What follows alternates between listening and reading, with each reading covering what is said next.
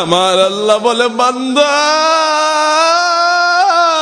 আমি তোমাকে মায়া করে বানিয়েছি, ও বান্দা দয়া করে বানিয়েছি।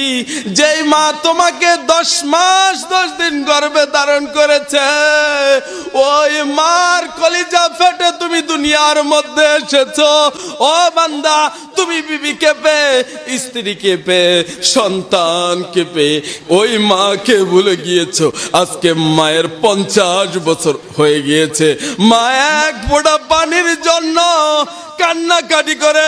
ও বান্দা তোমার কি মনে নাই আমি যে বলেছি আলাইসাল্লাহু বিআহকামিল হাকিমিন, আমি আল্লাহ ছাড়া আহকামুল হাকিমিন ন্যায় বিচারক আর কেউ নাই। বান্দা তুমি যদি মায়ের সাথে বেয়াদবি করে কবরে চলে আসো, আমি আল্লাহ কখনোই তোমাকে মাফ করব না। বন্ধু, আল্লাহ ক্ষমার রাস্তা খোলা রেখেছেন। 3টা পদ্ধতি আপনাকে জানতে হবে। 1 নাম্বার, আপনাকে অবশ্যই গুনাহ স্বীকার করে নিতে হবে। 2 নাম্বার, আল্লাহর কাছে ওয়াদা দিতে হবে, আল্লাহ আমি এই গুনাহ আর কখনো করব না। কয়টা হলো? 2টা।